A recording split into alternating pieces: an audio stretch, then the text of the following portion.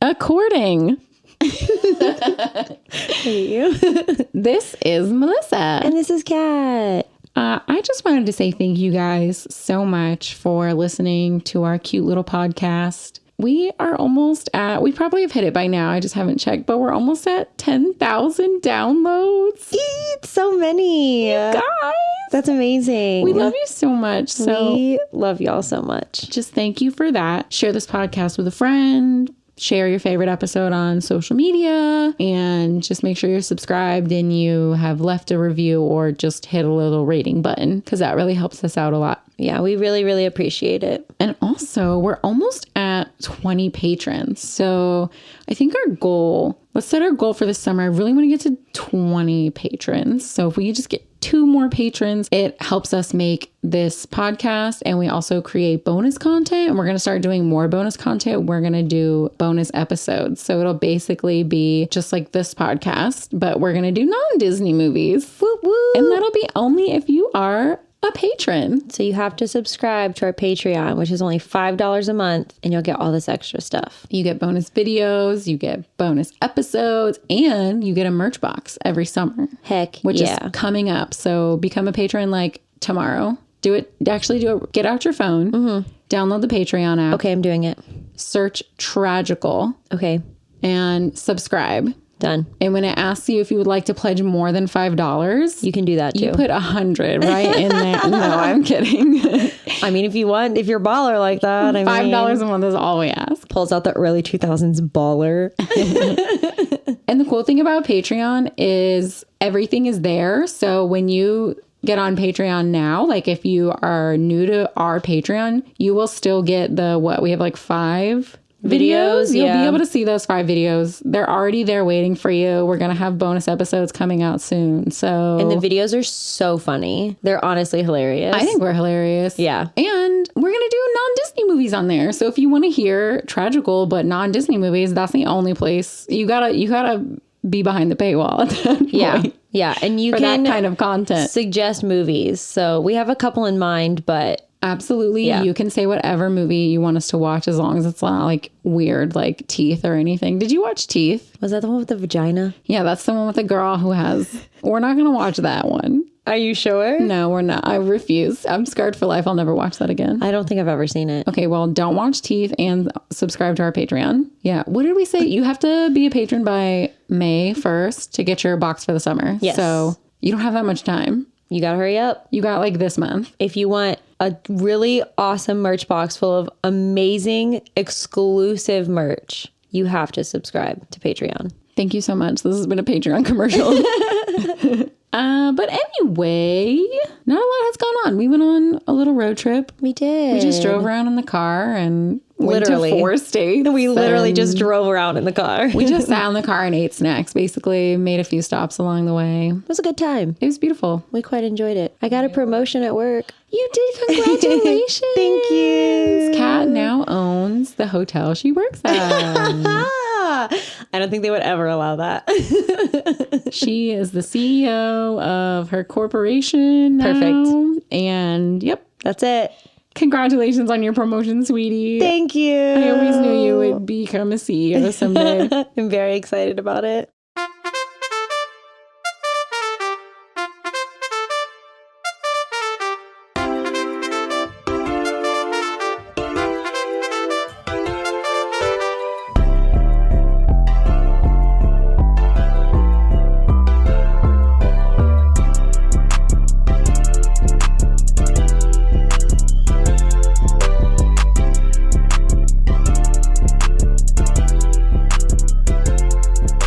Tragical. This week, we're here to tell you why Inside Out is tragical. Fuck, I'm already crying. Honestly, yeah. You guys might actually hear me sob on this episode. Damn it. I just said Inside Out and I immediately got super emotional. Yeah, same. Which is ironic because this whole movie is about emotions. It's literally emo. It is. This movie is the definition of emo. For sure. Like 100%. And this is for our patron, Marina. So thank you so much, Marina. This one's for you. I have some fun facts. Woo woo. There were a bajillion good ones. So in the show notes, click the link and read through all of them because they're all wonderful. But these are just some of my favorite. I feel like, yeah, all the Pixar ones have good ones. Because Pixar's the shit. That's true. Thanks, Steve Jobs. According to director Pete Docter, each emotion is based on a shape. Joy is a star. Sadness is a teardrop. Anger is a fire brick. That's my favorite shape. What is that? And I've always said that's my favorite shape. I think a fire brick is like charcoal. I'm going to Google it. Fear is a raw nerve. Disgust is broccoli. How is that a shape? Oh, a nerve? I can see how he's a raw nerve because he's like skinny. It's like a weird chalky looking rectangle. Yeah, it's like what you start a fire with. I was in Girl Scouts. By the way, guys, I did buy Kat a box of tissues. They are here waiting for her when she comes into the room. Directly next to me. They are next to her. She loves them. They will be used this episode. I can guarantee it. I mean, I'm just having like a really bad allergy day, so I'm Also probably going to that. need them too. Also that. So yeah, they're all shaped like stuff. That's cool. They're also not really a shape. Those are just items. Yeah, that's what I'm saying. Like a raw nerve Like a isn't... circle is a shape. Yeah. Yeah. Yeah. That's what I was thinking. Some of the memory balls in... I don't know why I said memory balls. Balls. You said balls so aggressively. Memory balls. Some of the memory balls in Riley's mind. I feel like sometimes I just slur my words. So sometimes I'll try to pronounce things. Like enunciate. Enunciate. Like I'll say like wasps. And then I'm like, why do I talk like this? Some of the memory balls, guys, here's the fun fact. Are you ready? She'll eventually get to it after saying memory balls 90 times. Today's a core memory day. All the moms at fucking Epcot. In their Etsy shirts. If you wear a shirt that says today is a core memory day or She wants the D. hashtag broke, hashtag spoiled, I hate that she wants listen the to D. me. I haven't seen a lot of those though. I've seen way too many of I them. know that they exist, but yeah, those two. I mean, you're actually an 8th grader if you wear that shirt. There's so many other cute shirts, guys, I promise. Some of the memory balls in Riley's mind contain scenes from other Pixar movies, such as Carl and Ellie's wedding and from Up. Riley was at their fucking wedding. No, I think they just put scenes in the memory balls to like fill the screen. So yeah, they just put some random scenes from Pixar movies in those balls. I love that. So Riley was at their wedding. No, I think It's in her memory. this is the first Pixar feature film with no antagonist character whatsoever. Oh, that's fair. No one is A bad guy. a bad guy. I feel like depression is the bad guy here. You're freaking right, bro. Like, it's not a physical bad guy, but pretty serious bad guy. For the voice of toddler age Riley, the producers simply recycled old dialogue of Mary Gibbs, who provided the voice of Boo in Monsters, Inc. 2001. They were just like, Fuck it. toddler noises, we have those. We have those banked. We're just going to use them. I mean, save money, live Yeah, better. that's fair. Walmart. We do not support Walmart. The massive shelves of the long-term memory curve and bend to resemble the various wrinkles and folds that appear on the cerebral cortex of the brain's outer surface. I literally thought that it looked like a brain, so that's really funny. I would also just like to say that's a really dramatic way to say long-term memory curves look like a brain. I don't know why it got really... Cerebral I cortex. just realized that got very descriptive for no reason. Literally just looks like a brain. Everybody knows what a brain is. Looks like the wrinkles on a brain. Perfect. No, it looks like the wrinkles and folds that appear on the cerebral cortex of the brain's outer surface, Katrina. Okay. Pulling out the government name. Whoa. I am having gin and ginger ale. Snoop Dogg gin. Indigo. So good. It's strawberry flavored, guys. Go buy it. It's great. And It's only like $25. a ginger ale, which I thought I was grabbing one of my LaCroix.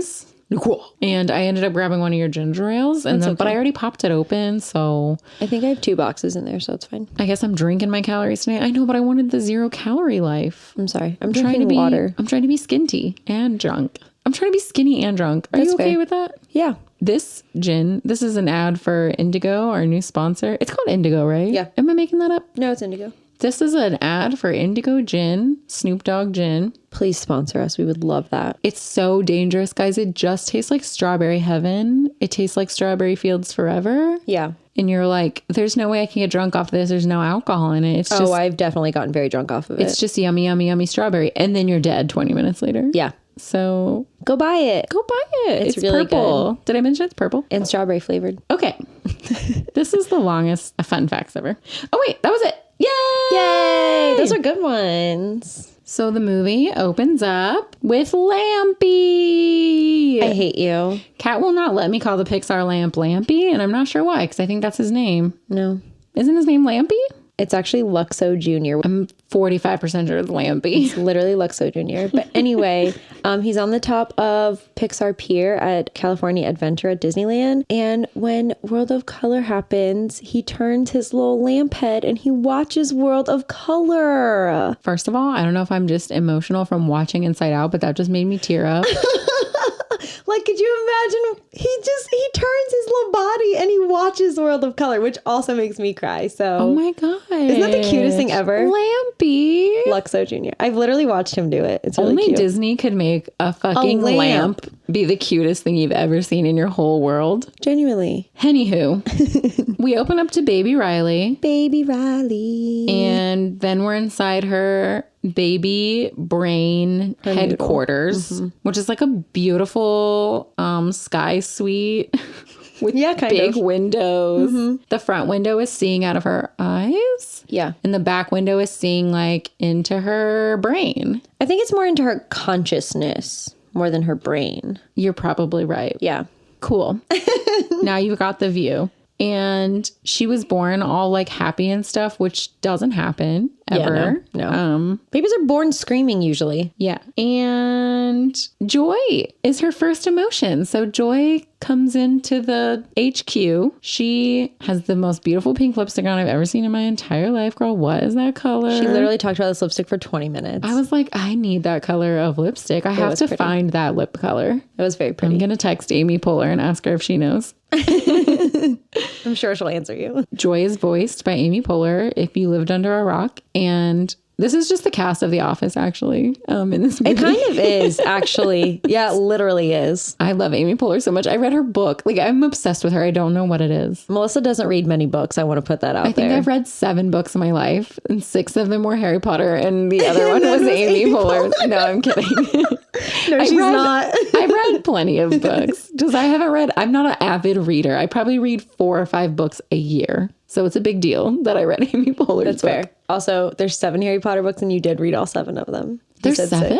Yes. I thought there were 7 movies. Are there 8 movies? Yes. Oh yeah, because J.K. Rowling's like obsessed with the number 7. Yeah, everything. You know what she can do? 7. She can 7 herself to death Yeah, man. because she's a fucking punk. turf. She's a turf and she's... J.K. Rowling, do not listen to this podcast. Yeah. We should do the Harry Potter movies for bonus episodes on Patreon. That would be litty. Okay, that's happening. Okay. Okay, great. Perfect. This was nice. Settled. Talking to you. Join Patreon, $5 a month if you want to hear Harry Potter episodes of Tragical coming your way soon. It's going to be litty. Okay, we're 18 seconds into this movie. Okay, Joy is there in HQ. Then Riley starts crying, baby Riley, and Sadness comes in. Oh, sadness. Riley is a wee baby and she's going around the kitchen and the living room and she sees like a extension cord. Yeah, it's like a cord. And she's like, oh, I'm scared of that. It's gonna electrocute me. And then fear comes in. I think that's who's running my brain. Yeah, for Fear. sure. Oh, we all know disgust is in control. You know what? It's weird though, because I think I am very like, ugh, gross. But also I'm really chill about it though. Like I judge people, but I'm also like not judging. Does that make sense? I don't know. You're pretty judgy. I'm pretty judgy, but I'm only judgy of like really trash people and really trash things. I'm judgy, but I'm okay with it. Okay, that's fair. Am I making sense? Yeah. I end every sentence with like, as long as they're happy. Yeah. Do you know what I mean? Yeah. I'll be like, ew, what is that bitch wearing? And then I'm like, well, if she's happy, I'm happy she's happy in Right. her moo-moo. I don't know. Moos are comfy. I'm happy with everybody in their hashtag broke, hashtag spoiled shirts. Hashtag I wear the ears. Hashtag I buy the beers. I hate you, but I'm like happy you're living your life. Wait, is that a real one or did you just come up with that on the fly? I see those 45 times a day. I hate that. Gross. Guys, stop wearing shirts to Disney. Just go naked. It's much Stop wearing better. Clothes. Yeah. And then Riley's dad. Can we talk about Riley's dad for 8 seconds? Hot as fuck. Hottest cartoon in the game. Just saying. Just saying. He's a DILF. That mustache gets me going. Riley's dad is such a babe, and Riley's mom is like derpy. Yeah, she's kind of meh. Here I go. See, disgust runs my controls for sure. I'm judging Riley's mom so hard. And she's literally a cartoon. So yeah, dad is trying to feed baby Riley some broccoli, and she's not having it. So that's when disgust takes over, and she's like, nope, we definitely don't like broccoli. And then dad's like, well, you're not going to get dessert unless you eat the broccoli. So then anger takes over, and she's angry that she's not going to get dessert. And then dad brings in the toddler airplane, brings in that plane with the fork, as you do with babies when they don't want to eat what they're trying to eat, and she gets happy again. What a chicken nugget. So cute. So yeah, now we have joy, sadness, fear, disgust, and anger. That's everyone. Those are her 5 emotions. Gang's all here. I'm already crying because sadness is like sad. This is literally like me when I watched Finding Dory. I cried the whole movie, and then when I tried to explain why it made me sad, I can't even talk about it right now because I will sob. Yeah. I just cried harder. That's literally me also with this movie talking about sadness. And then Joy hates her. Doesn't hate her, but she's just very like... She doesn't understand her. And that's the problem. Because Riley's only 11 in this movie. But yeah, she's like, oh, don't touch anything. Oh, go away. Oh, go stand over here and don't look at anything. She kind of doesn't want sadness to exist in Riley's brain, which is pretty sad because, I mean, we all get sad sometimes, like, and that's okay. Because Joy is trying to be nice, but she's also like being such an evil bitch. And she just doesn't even know understand her. In the middle of Riley's, I guess her conscious. Yeah, like in HQ, in Riley's brain HQ, where all the emotions are. In the middle is her core memory station, and all of her core memories are yellow because they're all happy memories. They're all joy associated. So all of Riley's core memories make up islands.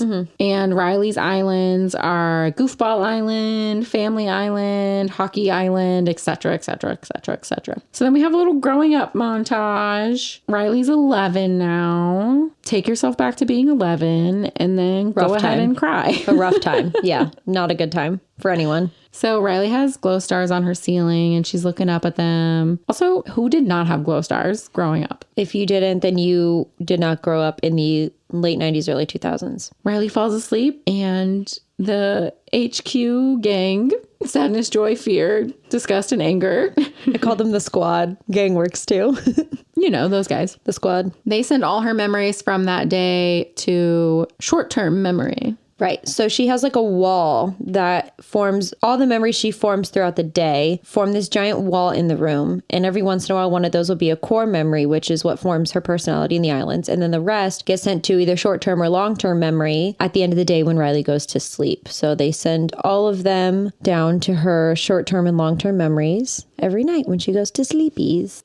Joy's talking about how it was another great day. You know, everything's great. She was happy again. All her memories were happy, blah, blah, blah. And then she's like, nothing can go wrong. And then Riley wakes up the next day and they're moving to San Francisco. All of her emotions are kind of shocked. They don't really know what to do with all of this. So they're planning on their way there. They're like, oh, we get to decorate our room. We get to do all this cool stuff. Our house is going to be super awesome. And they pull up to the house and it's a little dilapidated, which is okay. Like it's cute. What are you fucking talking about? This is the most gorgeous I love San it. Francisco home ever. Yeah, but the way she's looking at it. She just thinks it smells and there's no furniture in it. Yeah. So then she's like, okay, well, maybe I can make my room super cool. And her room is also a mess. I'm pretty sure there was a dead rat in there. And she was just not very excited about this house at this time in the move. Get some Febreze, Riley, and shut the fuck up. Yeah, everything's fine. But she's lived in the same place her whole life, and she's literally moving from somewhere with snow and cold, and now she's moving to She literally came from Minnesota to San Francisco. way more exciting. Girl, Minnesota? But all her friends are in Minnesota. Her hockey team is in Minnesota. All her memories are from Minnesota. She doesn't know California. Then she kind of decides where she wants to put all of her furniture. So she gets really excited, runs downstairs to go start unpacking her stuff from the moving truck. But the moving truck is not going to be there until Thursday. And I don't know what day of the week it is,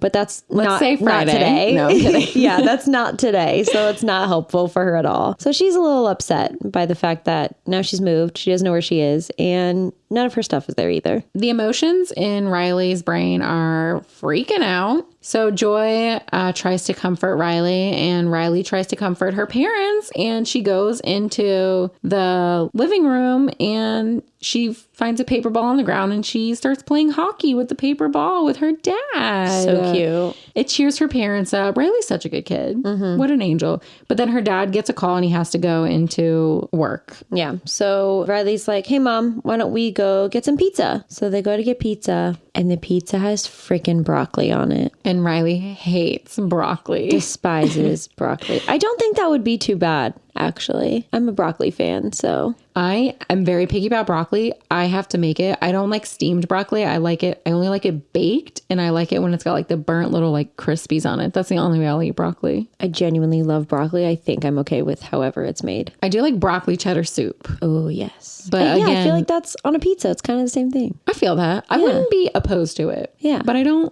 love it. I think it sounds delicious. This part cracked me up because Anger was like, first the Hawaiians and now this. And I despise Hawaiian pizza. I cannot stand it.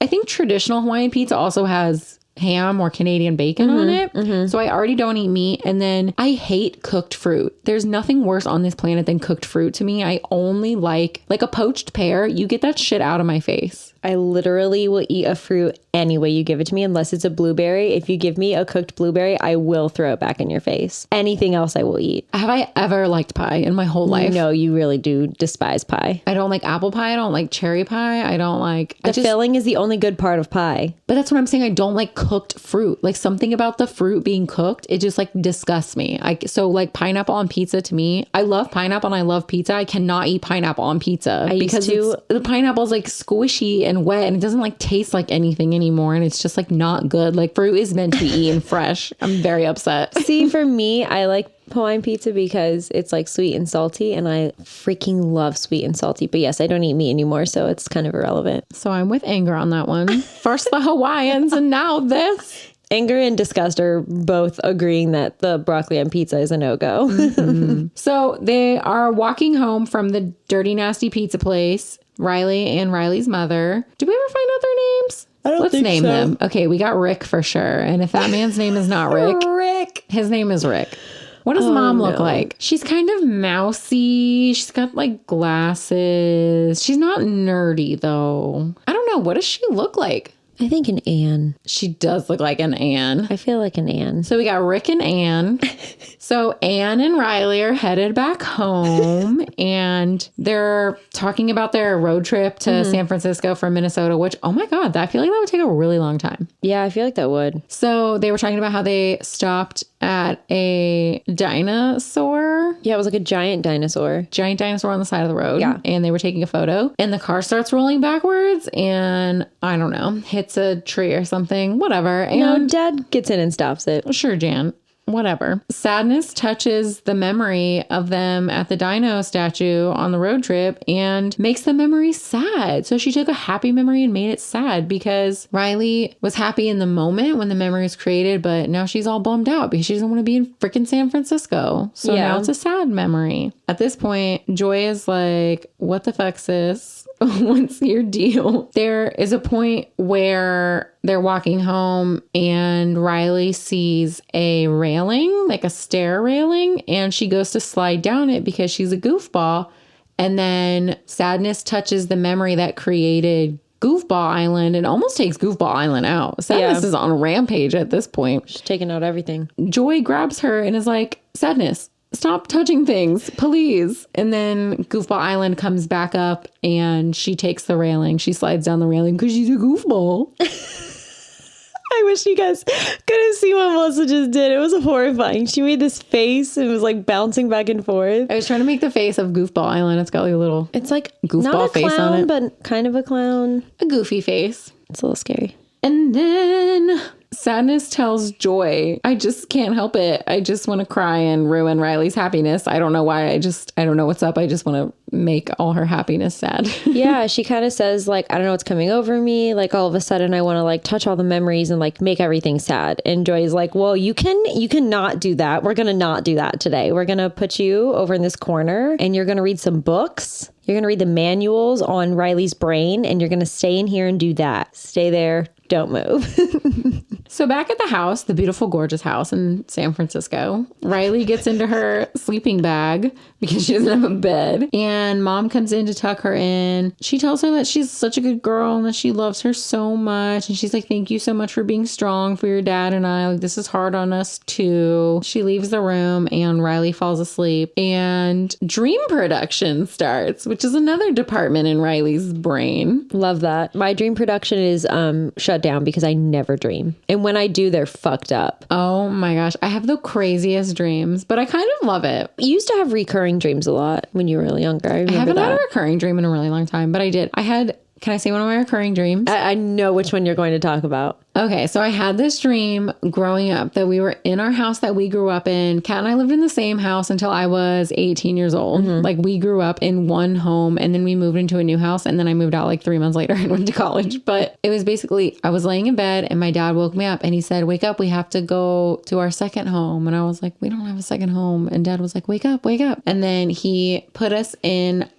we had a bike carriage. My dad used to attach a carriage to his bike and bike us to preschool every morning. So he would put me in the carriage and then we'd be going down the street and the street was really foggy. And then there was a dinosaur, kind of T-Rex, but kind of Godzilla. I think I watched Godzilla too much. My mom really liked Godzilla, but it was kind of like a combo, like Jurassic Park, the big scary. That's a T-Rex, right? The big one that like eats the cars. And then kind of also a little bit Godzilla-y. Okay, wait. So first of all, that's not the one I thought you were going to talk about. Second of all, I had a very similar recurring dream growing up, but it was at Grandma and Grandpa's like old house. I thought you were going to talk about the Burger King. Oh. With the bridge. I also had a dream that I'm on a bridge in the Burger King. I was petrified of the Burger King growing up. I'm literally crying. I don't really like mascot-y things.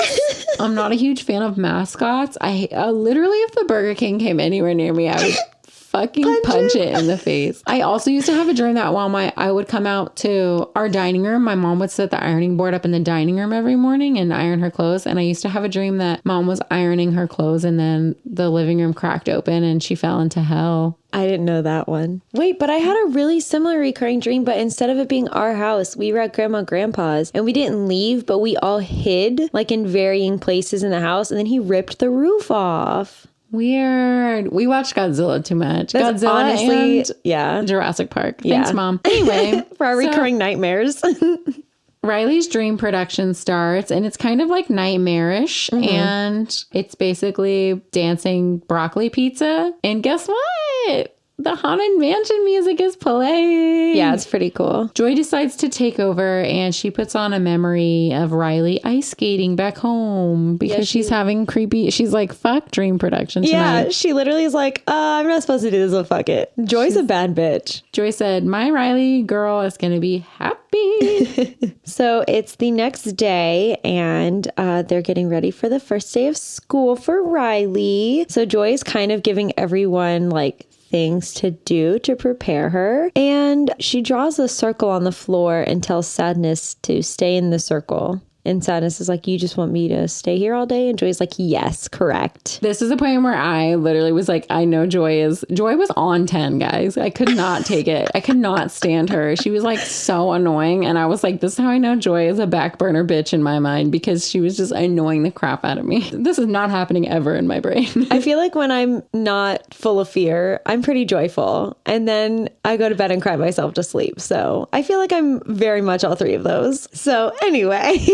So then the train of thought comes by. It's a literal train that goes around Riley's consciousness and brings some daydreams for Riley to have just in case school is boring that day, which I think that's so cool. It literally is a literal train that shows up with a bunch of stuff for them. Choo choo. So Riley goes to school. And let me tell you right now, this teacher is so rude. I know she's not meaning to be rude, but it's so rude. She calls Riley out like immediately, says, "This is the new girl. Riley, tell us about you." So Riley goes to talk about herself. Sadness left the circle and she touched a core memory of Riley playing hockey while Riley is talking about living back in Minnesota. Minnesota. Yes, Minnesota. Oh, tell me about Minnesota. Bitch, like Minnesota is anything to talk about. Why are you calling this fucking 11-year-old out like this? You want her to talk about Minnesota? Get a new job. You know that it's hard for like children to like make big changes at that age. So how are you gonna make her talk about it? Tell us about Minnesota. Shut up. Yeah, so sadness touches the core memory that Riley is talking about and it changes to blue. And it stays blue. And Riley starts crying in school, and that becomes a core memory.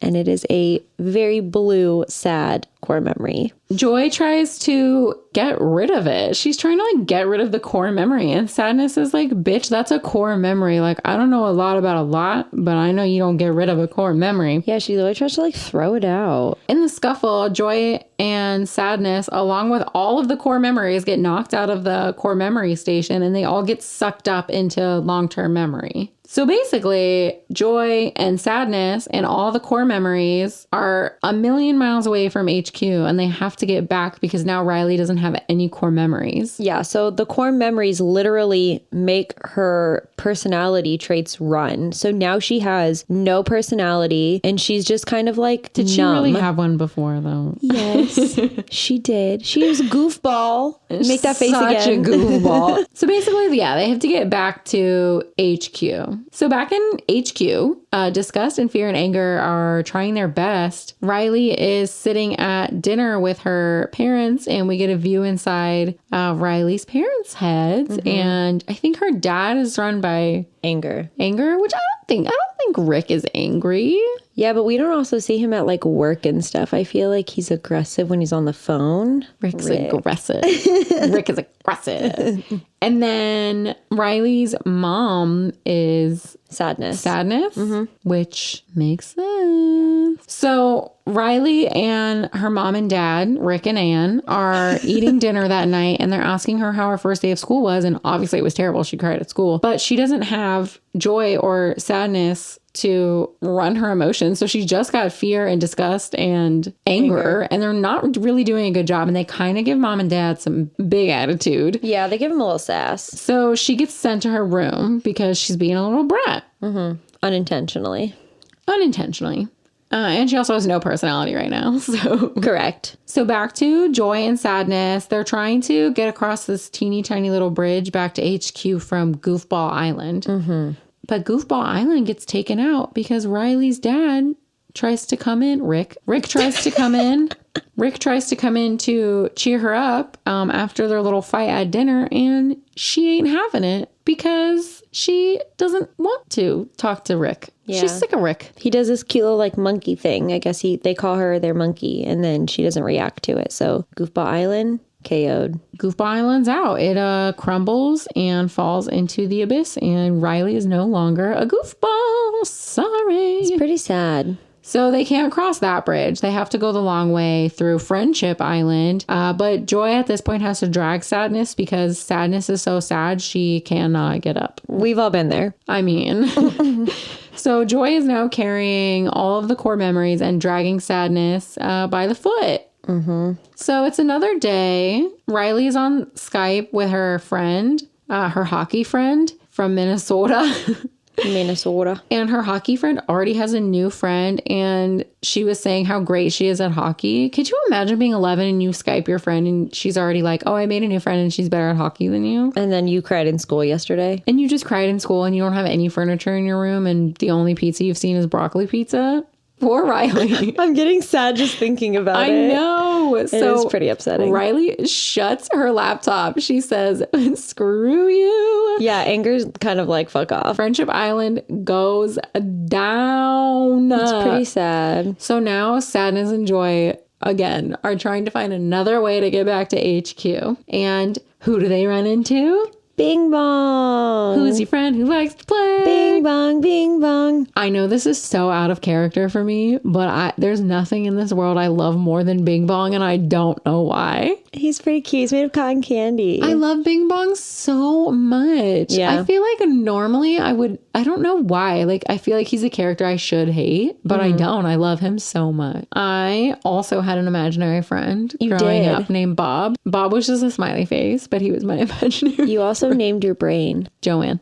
So we run into Bing Bong. Bing Bong is Riley's imaginary friend. He is part cotton candy, cat, elephant, dolphin, and he cries candy. I mean, you can't really beat that. My imaginary friend, I don't even remember my imaginary friend, but I know he was not that cool. So thank God Bing Bong has a magic satchel that he passes over to Joy so she can put the core memories in the satchel to make it easier to carry them all. He dumps out 900 memories that he stole from long-term memory before putting those in his bag. He's got nothing better to do. He's an imaginary friend that's not being used anymore. He's literally out here snatching memories. Riley doesn't need those memories. I'm sure they're dumb ones anyway.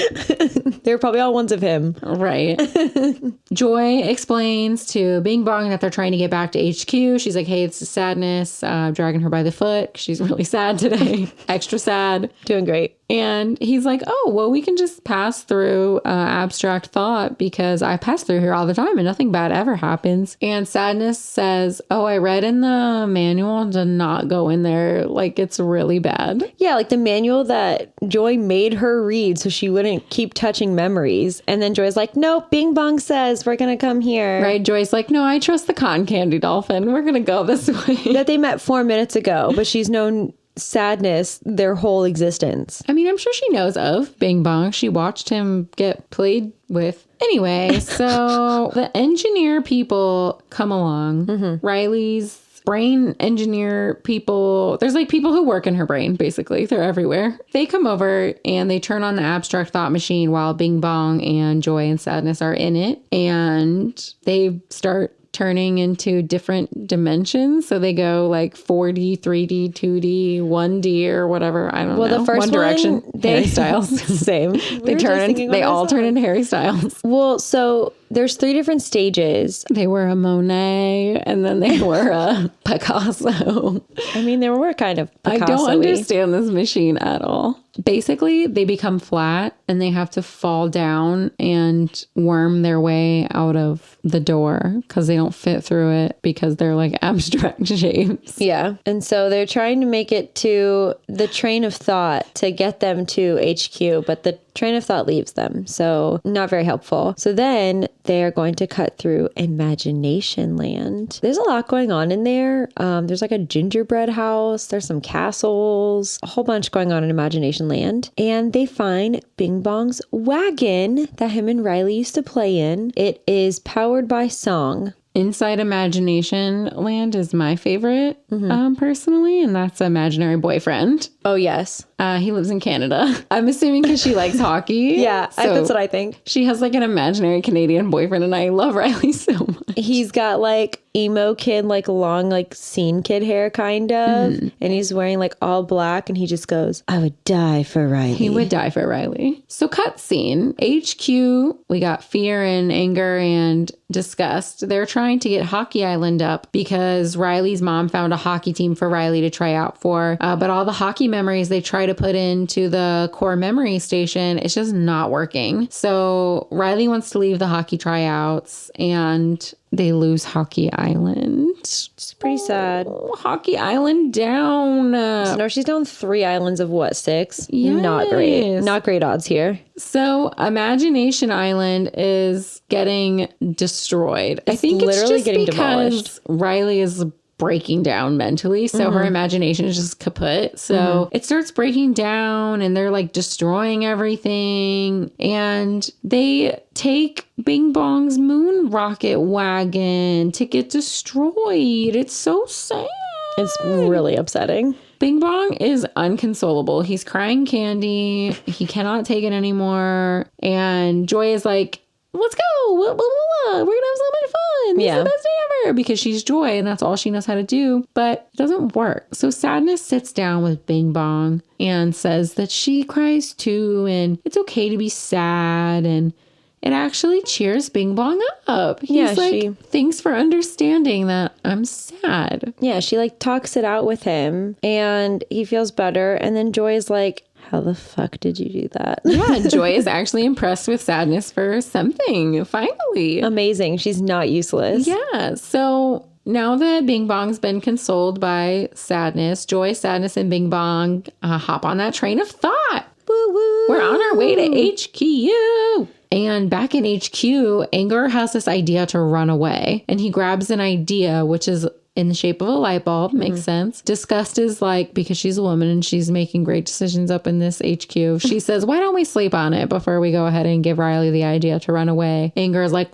fine, we'll sleep on it. And Riley falls asleep. So because Riley falls asleep, the train of thought is not running. So it stops and the little worker guys get off and Joy's like, where are you going? We're trying to get to HQ. And he's like, she's asleep. We're on break, dude. What do you mean? So they have to figure out how to get to HQ. And they're actually stopped right next to Dream Production. So they go into Dream Production. Joy hands Bing Bong all of the core memories and is like, I'm trusting you with these. You better watch these. What an idiot. Yeah. Joy. Bing Bong? Made of cotton candy. He's literally made of cotton candy. And he makes dolphin noises. He cries candy. Yeah. You trust him with Riley's core memories? I would never. Wow. Joy and Sadness are going to join the dream that Riley is having. And so Joy wants to exhilarate Riley awake. And Sadness is literally like, I don't think that's going to work. I think we should like scare her a little bit. Just give her a tiny little nightmare just enough to wake her up. And Joy's like, no. I know I'm talking about. We're going to make her so excited that she wakes up. Joy and Sadness become a fake dog and infiltrate her dream of being in class. They're just like running around as this fake dog and they accidentally break apart because it's in two pieces with Sadness in the back and Joy in the front. So in the dream, it looks like this dog literally split in half and looks like a ham. Like horrifying, absolutely horrifying. So basically it doesn't work. She doesn't get exhilarated to wake. Can you imagine? Joy just happens to look up and notice that the, I don't know, dog being cut in half kind of is freaking her out a little bit. And she is sort of waking up. There's like a awake and asleep meter. It's heading towards awake because she's afraid of the cut in half dog. Right. Which also back in HQ, Fear's the one kind of watching over her dream production. So he's at the helm, and especially with her being a half open dog, he's a little freaked out. So he doesn't love it. No. So security obviously intervenes because dream production is like, who are these bozos? Security grabs Bing Bong and throws him into the subconscious. Love that for him. And Joy and Sadness, this is how they sneak into the subconscious. Are you ready? They go around the security people guarding it and they open the door and close it. And they're like, hey, you broke out of the subconscious, and then put them in the subconscious. Yeah, that's a pretty good plan. They could have just walked in though. They opened the door to make it seem like they escaped so that they would throw them in there. Yeah. Even though, I don't know, they could have just walked in. That's fair.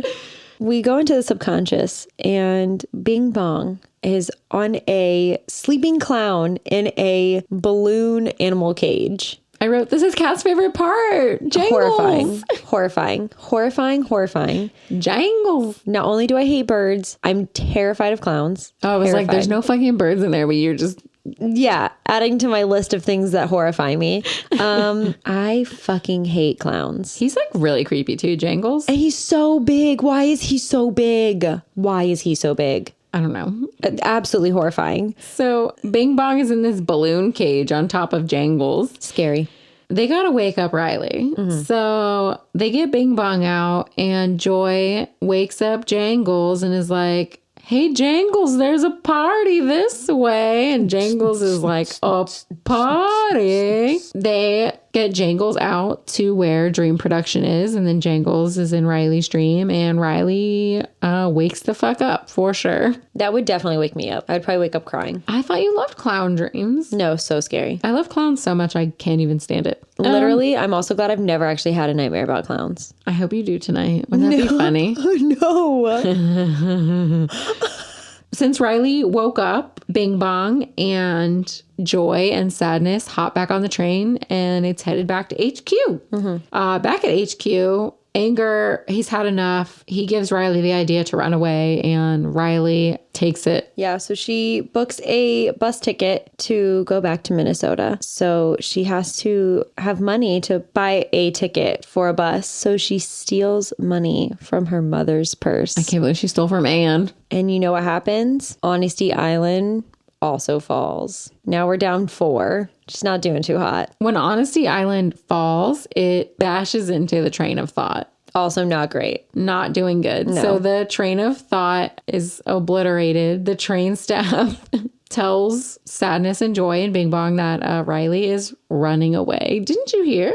Yeah. Sis is running away. She said bye. So they're just, by some memory shelves, the folds of the cerebral cortex of the fucking whatever IMDb said. And they see a recall tube. So they try to get in there, but Sadness is too close to the core memories and she's turning them blue. So Joy literally kicks her out. She kicks her in the face. No, I'm kidding. I'm being dramatic. No, she kind of does.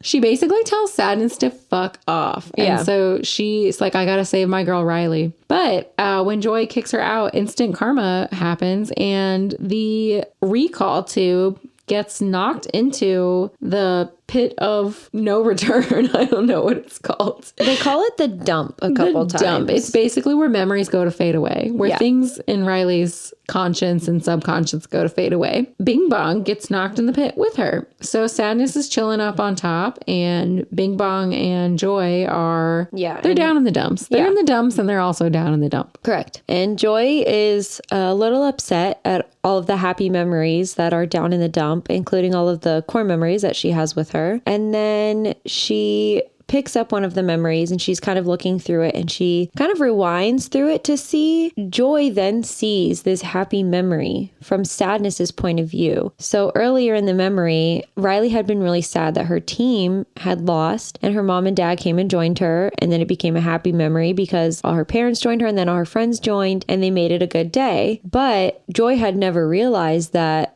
some of these memories also held sad parts to them because she kind of just said fuck Sadness. Without Sadness, there can't be joy. Right. And Joy figures that out.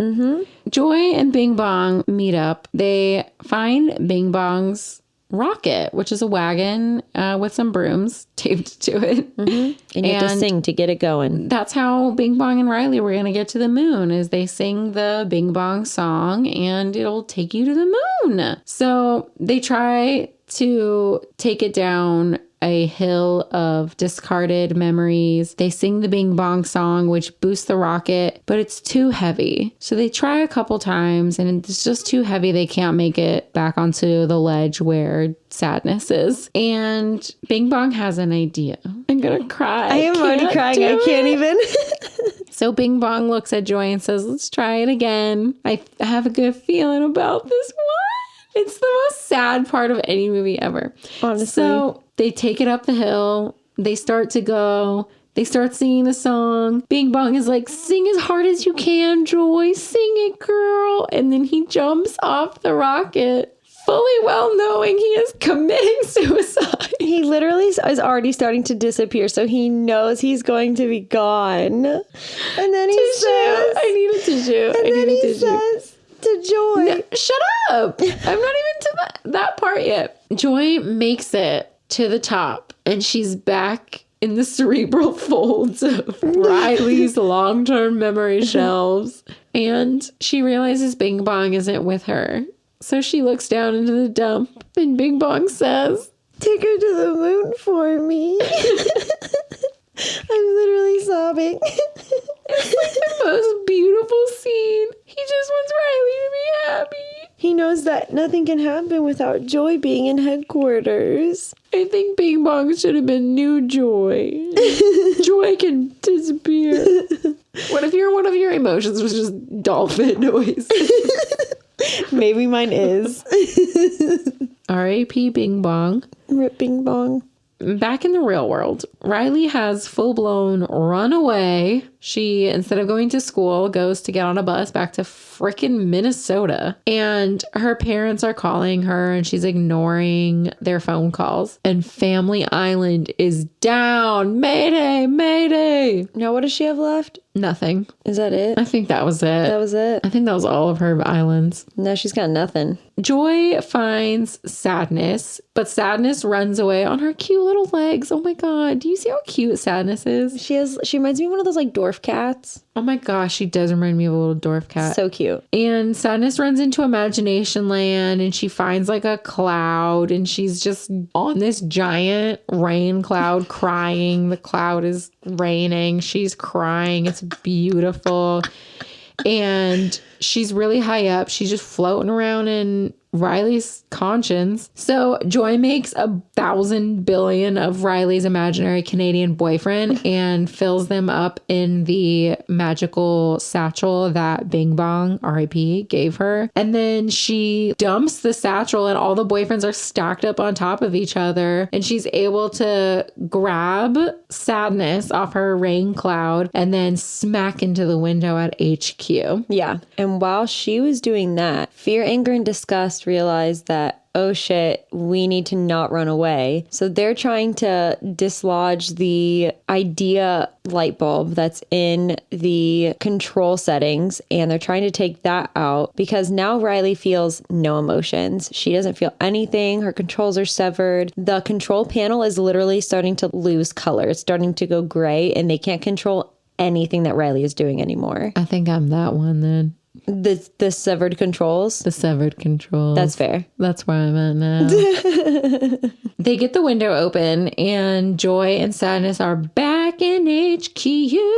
And Joy looks at Sadness and says, Riley needs you right now, not me. And Sadness is like, what? Doesn't she need to be happy? And she's like, she needs to feel sadness, to feel joy. She doesn't say that, but I'm paraphrasing verbatim. Sadness gets to the controls and the board comes back up and she takes the idea out of the control. And Riley is just crying and crying. Joy gives Sadness the core memories to put back into the core memory station. Mm-hmm. So all of Riley's core memories are sad because they're from Minnesota, but that doesn't mean they don't make up her personality too. Mm-hmm. Riley comes home and her parents are freaking the fuck out, obviously. And she's basically like, I hate San Francisco. I miss Minnesota.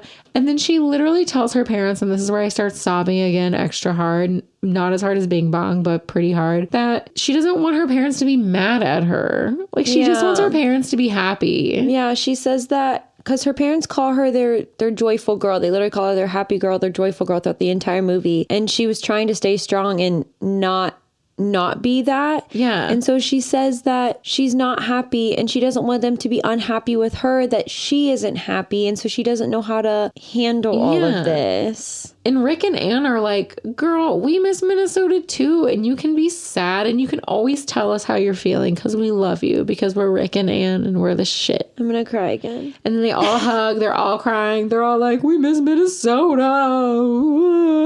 And then a new core memory is formed of them hugging, and it's sad and happy. It's like tie-dye. Yeah, it's like a blue and yellow combination, and it's a new core memory for her. And Family Island is back up and better than ever, baby. Mm-hmm. So a couple weeks go by and there's some new islands. My personal favorite is also sad. Oh, Is it Tragic Vampire Romance Island? Obviously. That's literally my favorite island. And then Boy Band Island. Oh my gosh. Love that.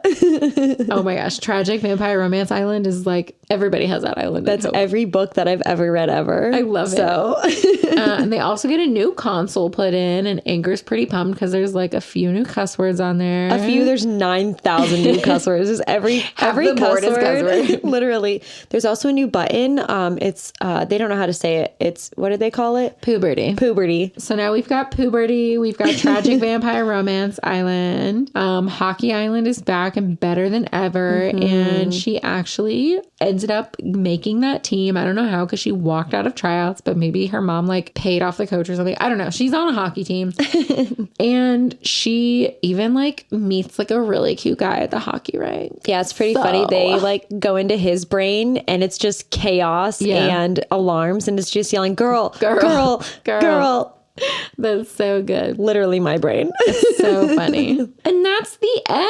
Yay! I love that there's just a whole island dedicated to tragic vampire romance. Like a whole island. That's my whole brain. I guess when you're 12, yeah, like that's... I'm 28 and that is my whole brain. Kat definitely If you guys could see my Kindle book list, that's it. That is the whole thing. That is it. I am deceased. Oh my God, now I have to rate this movie. Know. Do you want to go first? Or Yeah, I can. Go for it. I am going to give this movie a 10 out of 10. Thank God. I do think it is very well written. They actually show this movie like in therapy sessions, like with children, to like better understand their memories and like their emotions and everything. It's so good. Absolutely incredible. I am putting it underneath High School Musical, but above 101 Dalmatians. So it's my number 14. I can't believe you even have 14 10 out of 10s. That cracks me up. I have 16 10 out of 10s. You love everything. I do. I love that you love everything. Thank you. You're welcome. I'm giving Inside Out a 10 out of 10. Shocking. I love this movie. I put it on all the time. This is one of my background noise movies. I love it so much. We literally turned it onto her account and it was like Disney Plus in the credits. And I was like, I just watched this last week. I'm embarrassed. I put Inside Out as my number 7. So it's below Princess and the Frog. I still love Princess and the Frog more. And above Frozen. I do like this more than Frozen, even though I just love Olaf a whole lot. Olaf and Bing Bong are like my anomalies. Yeah, those are your weird... Like, I would never think you would like those two. And I've known you your whole life. Bing Bong and Olaf are my heroes. Two of the most obnoxious characters in Disney history. I don't know what it is. I don't know either, but I love that for you. I know, right? So guys, we did 90s movie March Madness on our Instagram, and it was honestly so much fun. I'm shocked by the results. Thank you guys so much. So there were 16 movies. They were all 90s movies. The movie that ended up making it all the way through our March Madness lineup. What is that? Bracket. Oh my God, I love sports. Let me tell you about everything about baseball. March Madness is basketball. I know, it was a joke. Oh. That was the joke. I did know that. I didn't even get it because I don't even sport that hard. I've been to every sport except basketball. So I like basketball. I used to go to Magic games. We should go once COVID is over. Yeah, I've never been to a basketball game. Our 90s movie March Madness winner for 2021 was... drumroll, Lion King. I was very shocked by this. I thought the final two were going to be, what did I say? Hercules and a Goofy movie. And I thought a Goofy movie was going to win. Yes, but it was down to Hercules and Lion King. Yeah. And let me tell you, kids, it was like neck and neck. Vote off. Yeah. I mean, Lion King barely won, but it won. Can we please dedicate this next episode to Kathy? Yes. This is my mom's favorite movie. She has a Simba tattoo. She's such a badass. If I could tell you how many times we've seen this movie just because of her. Woo, I'm so excited for this one. Thank you guys again. We appreciate you. We love you. We love you so much. Patreon. You have to sign up by May 1st to get a merch box for this year. And you want a merch box, I'm telling you right now. It's $5 a month. Put it on your credit card. You'll never even notice. And we're going to do Harry Potter for our bonus episodes. I'm like, I want to do Harry Potter so bad now. I'm so excited. I want us to do Lord of the Rings eventually. Oh my gosh. Fuck J.K. Rowling. Let us make money off of J.K. Rowling. Yeah, without her making any money. Without her, we don't give her any money. Correct. Unread all of Harry Potter and don't watch the movies. It's written anonymously. Anyway, guys. Bye. Thank you so much We for love listening. you. We do. We love you. Bye. I'm not talking to everybody else. Just you. Just you. Everybody else that listens, we don't love them. We love you. Yeah. These opinions are our own and are in no way associated with the film or the film's production company. The cover art for Tragical was created by Johnny the Alchemist. The theme song for Tragical was produced by Jahreezy, Contact info for both artists can be found on their Instagrams. which are linked in the show notes. Thanks for listening. To Tragical.